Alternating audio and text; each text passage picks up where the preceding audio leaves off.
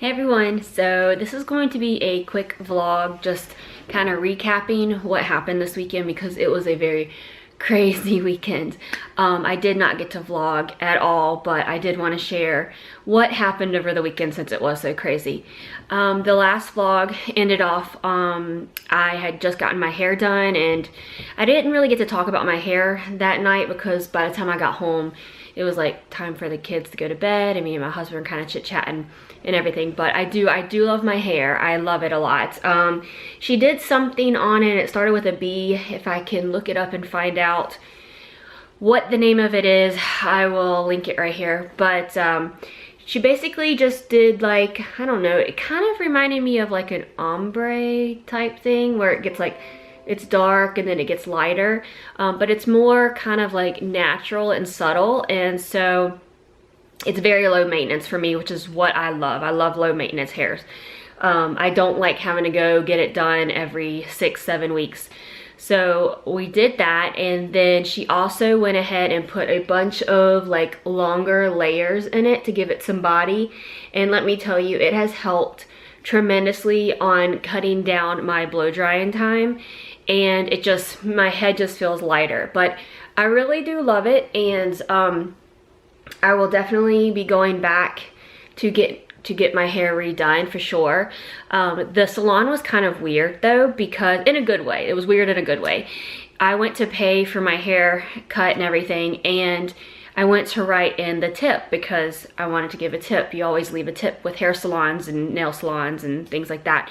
And there was nowhere to put the tip. And she noticed I was kind of looking for it, and so she advised me that they don't take tips. They actually just want you to come back. They want you to buy some of their hair products. They want you to, you know, refer friends and stuff, but they do not accept tips whatsoever, which I thought was kind of strange.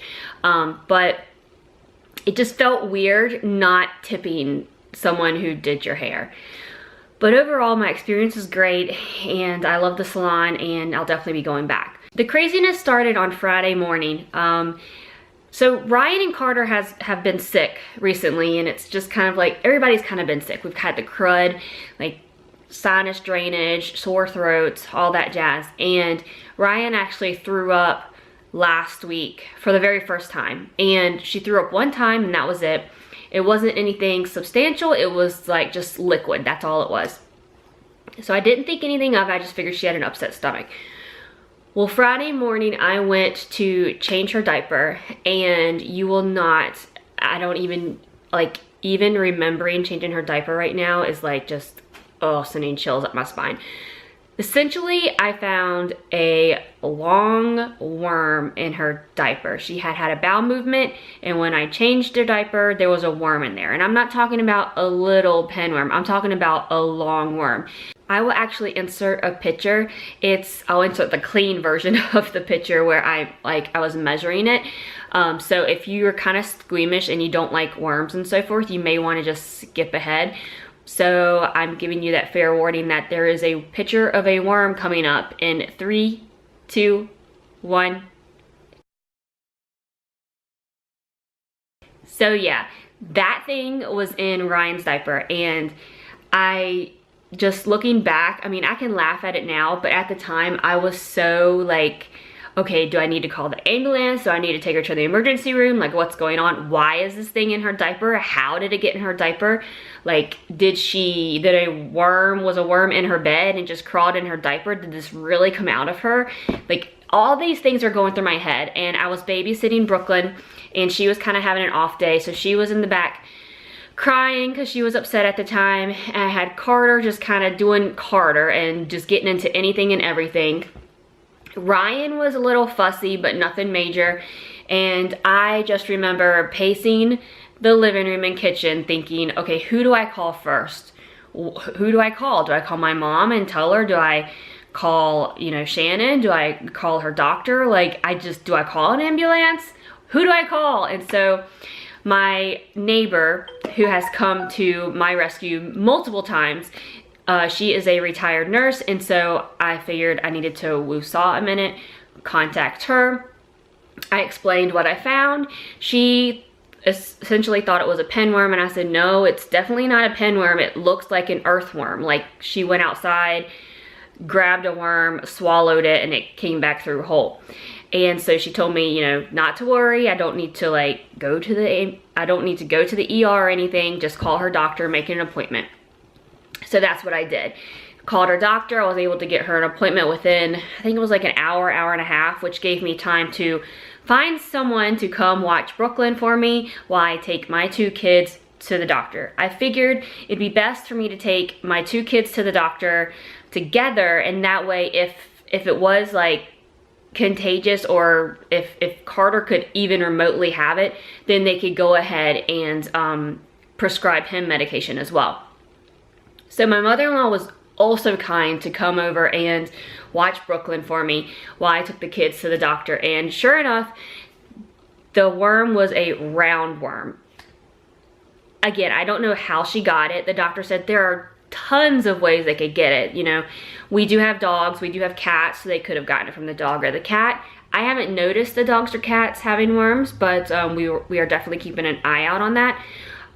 They could have gotten it from playing outside. They could have gotten it from someone, like maybe a child at the gym daycare had it and spread it. So there's lots of ways that they could get it. And to me, I'm thinking, oh my gosh, like my house is so unclean right now. Like it was ridiculous. And I'm thinking, I'm a terrible mom. Whose kids get worms? Really? Whose kids get worms? I've never heard of kids having worms before. So I'm thinking to myself, something must be wrong. It's like unclean or something. But anyway, I was assured that there was nothing that I could have done to prevent it. It was gonna happen. And yeah, so my kids have worms. I totally was not sure if I wanted to share this information, but after I shared it with some of my mommy friends on my Facebook, they figured it would be a good way to kind of just tell everyone that if your kids have worms, it's actually pretty common. I have a friend who's from Brazil, and she said that she doesn't know anyone who hasn't had roundworms before or pinworms. I've got a friend who is a nurse who says it's extremely common. So if your kids have worms, it's okay. We just had to give them a dewormer, which is essentially the same thing you would do to an animal, is just give them a dewormer. It was 1 dose, and I have to give it to them again in 2 weeks. So same concept as a dog. You give them a dewormer, 2 weeks later you give them another dewormer, and it's all good. Since then, Ryan and Carter both have had bowel movements galore, and they have had little worms in their bowel movements. So whatever they had, it is definitely, the dewormer is working, and so hopefully they will be worm-free soon. On top of all that mess, I had woken up on Friday feeling like queasy because of all the drainage and stuff, and I almost threw up a couple times, and I don't know how or why that I didn't throw up when I seen that worm, but I must have like no gag reflex at all, because I would have sworn anyone else that seen that worm would have probably thrown up. It's just crazy when you have kids. It like opens up a new world of things for you to experience, and I'm kind of glad I'm experiencing them, but it's just creepy too. Moving on to Saturday, I was sick and in bed all day Saturday. Friday I kind of had like a little bit of a breakdown because I had woken up feeling crabby, and actually all week I have felt crappy with the drainage and sinus stuff, and just my sinuses were hurting under my eyes and in my ears, and my just chest was hurting, like everything was just ugh. So needless to say, Saturday I stayed in bed. I did have to babysit Brooklyn again. My husband, shout out to my husband, because he watched all 3 kids while I was in bed most of the day Saturday, and I needed that rest, because Sunday I woke up and I felt 100 times better. I was able to actually get in the shower. I was able to function. We did some things around the house. I did end up going to the doctor on Sunday as well because my chest was kind of still very heavy from everything, and I figured if I didn't go on Sunday when my husband had the children, there was no way I was going to be able to go during the week, and I really want to get this stuff knocked out before we go on vacation in a couple weeks. So I did go to the urgent care. They looked me over, and sure enough, I have like a sinus infection, and they've given me the Z-Pack. He offered me cough syrup with codeine, which sounds amazing, but I can't take it because I've got twins and I have to function.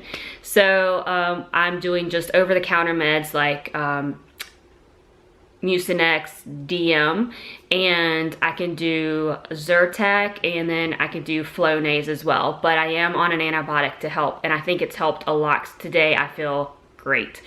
So that was basically it for the weekend. It was a bunch of craziness going on. I was sick, and then I went to the doctor. But we are back on track now. I'm getting vlogs uploaded, so there's probably a bunch of vlogs uploaded now. Go back and check those out. If you enjoyed this video, give it a thumbs up. Don't forget to subscribe, and we will see you in our next daily video. Bye, guys.